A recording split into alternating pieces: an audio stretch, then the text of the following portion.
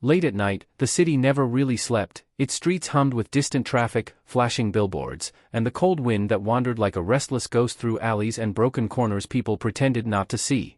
On the edge of those forgotten sidewalks, where shadows stretched longer than hope, lay a curled-up figure beneath a torn blanket, trying to disappear from a world that had already erased her once.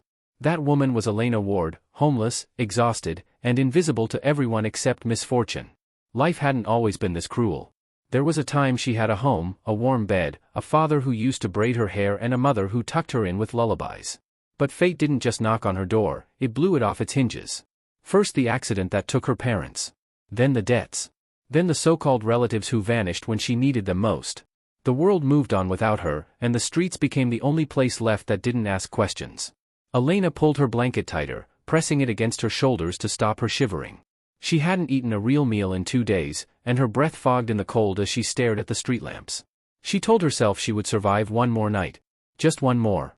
That's how she lived now, 24 hours at a time. Her eyes were closing when a sharp smell burned through the cold night air. Smoke. Thick. Bitter. Wrong. She sat up, sniffing again. Within seconds, she saw flames reflecting on the brick walls ahead, flickering violently from a building across the street. But what froze her blood wasn't the fire, it was the scream. A child's scream. High. Terrified. Desperate. Help. Somebody, please.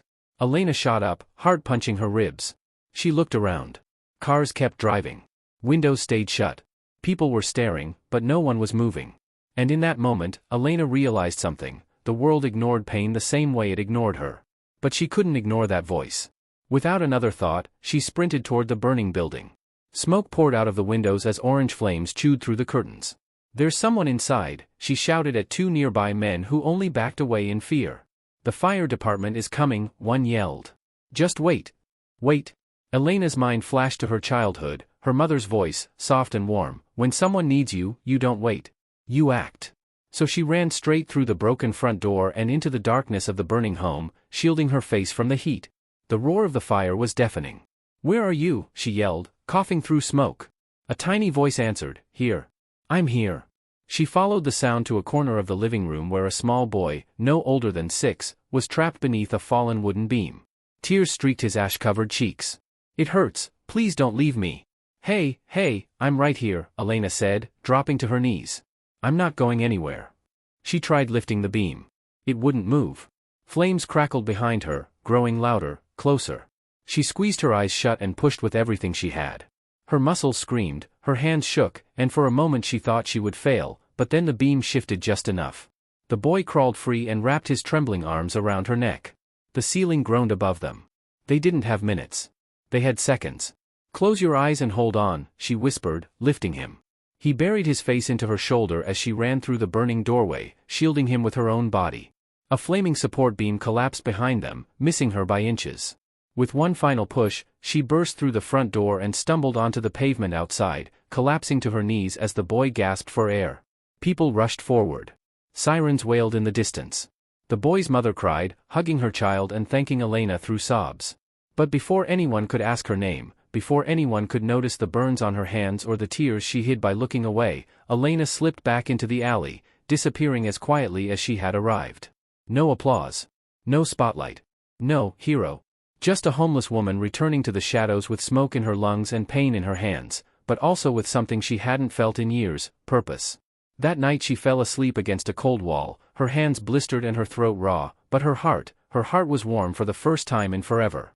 She didn't know that the fire she ran into had just lit a different kind of spark, one that would change her life. Because somewhere else in the city, a man in a penthouse office was being shown security footage of the rescue.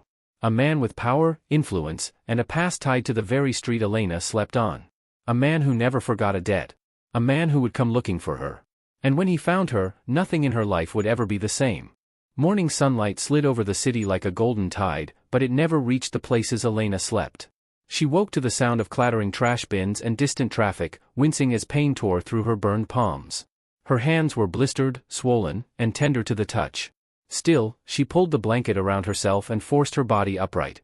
The world didn't stop because you were hurting, she knew that better than anyone. Her throat tasted like smoke, her lungs ached, and every breath reminded her of the fire. But something else lingered too, the memory of that little boy clinging to her, refusing to let go. She could still feel his tiny heartbeat against her shoulder. He lived. I saved him, she whispered to herself, and for the first time in years, she actually felt proud. She stood and began walking toward a nearby shelter, hoping to get water or maybe a bandage, but fate had already shifted overnight, quietly setting new gears into motion. Across town, in a sleek glass tower where success wore tailored suits and the skyline bowed to ambition, Alexander Hale watched the fire footage again, and again, and again. His jaw was tense, his eyes fixed on the moment Elena wrapped her body around that child and burst through the flames. Alexander wasn't a man easily shaken. At just 34, he was a self-made CEO, a billionaire built from nothing but grit, hunger, and scars he never talked about. The world knew him as ruthless, brilliant, unstoppable. But the world didn't know the truth, that once, years ago, a stranger had saved his life too. And not a day passed that he didn't wish he could repay the kindness. When he saw Elena on that grainy street camera, covered in ash, running into a fire without hesitation, something hit him like a memory he couldn't escape. He paused the footage. Zoomed in. Studied her face. The eyes, tired but kind. The clothes, ripped, worn, weather-faded. The blanket, the kind only the forgotten carried. "She's homeless," he muttered under his breath. His chest tightened, anger, disbelief, and something more complicated mixing in his voice. "Find her," he ordered sharply. Within hours, sleek black SUVs spread through the city. Hale security agents walked block after block, showing her blurred photo, asking questions most people ignored. "Have you seen this woman? Do you know her name? She saved a child last night. We're trying to help her." But in the world Elena lived in, no one paid attention to faces, just survival. Meanwhile, she sat alone behind an abandoned bakery, slowly wrapping scraps of cloth around her burned palms. Every wince made her vision blur, but she didn't cry. She had run out of tears long ago. She just needed to keep moving, keep breathing, keep surviving, that was her routine. Until a shadow fell over her. At first, she didn't look up. People usually passed through, and they never stopped for her anyway. But this presence didn't move. "Elena Ward?" a calm voice asked. Her head jerked up, startled. Two well-dressed security men stood in front of her, not police, not city workers, not volunteers. "Who's asking?" she said defensively, pulling her hands into her sleeves. "We were sent by someone who wants to thank you," one of them said. "The man whose company owns the building that burned last night." Elena blinked. "I don't want anything," she muttered, already gathering her blanket. "You can tell him that." The agents exchanged looks, they weren't trained for this part. "Ma'am, he insists. He would like to meet you in person."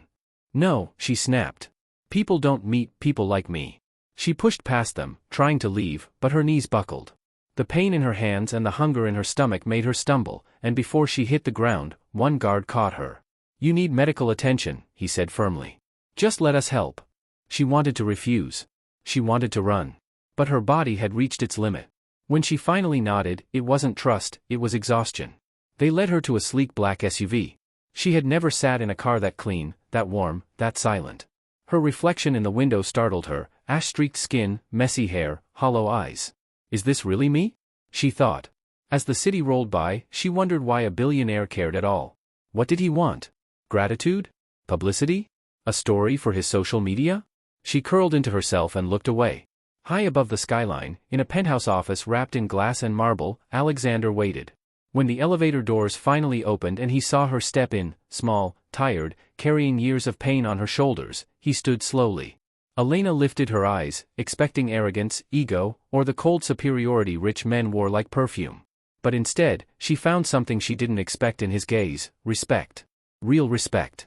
Alexander stepped forward. "Miss Ward," he said quietly. "You saved a child.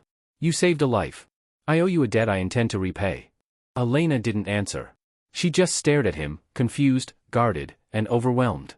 She had been ignored for so long that kindness felt dangerous. Alexander continued, "I don't know your story. I don't know how the world failed you. But I'm going to make sure that from this day forward, no one ever overlooks you again."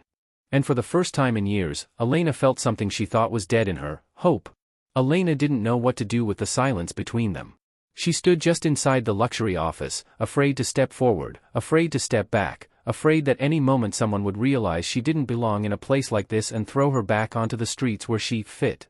The scent of polished wood, the soft hum of the air vents, the view of the skyline stretching endlessly behind Alexander's desk, it all felt unreal, like she had opened the wrong door and stepped into someone else's dream. Alexander gestured gently toward a chair. Please, he said, sit.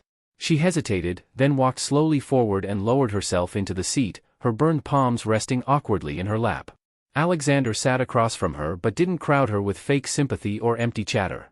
He studied her carefully, the guarded posture, the exhaustion behind her eyes, the way she flinched at any sudden sound. This was a woman who had endured more than she ever spoke of. And she wore her pain the way soldiers wore scars. Not for show, but because she had survived. You're injured, he said finally, his voice steady but undeniably human. My doctors are waiting downstairs. They can treat your burns. No hospitals, she interrupted instantly, panic flashing in her eyes. He paused, surprised by the intensity of her reaction.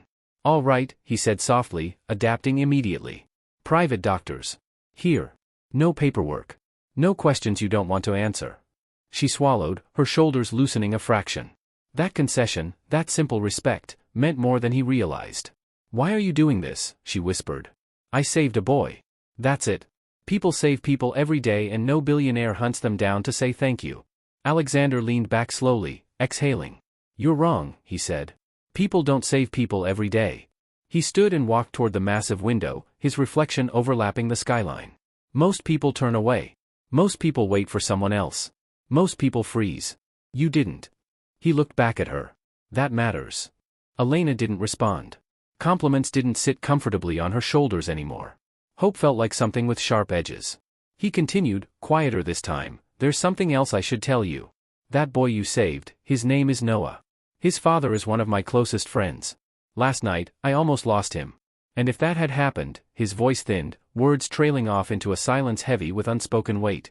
For the first time, Elena saw more than a billionaire sitting across from her. She saw a man who understood loss. A man who feared it.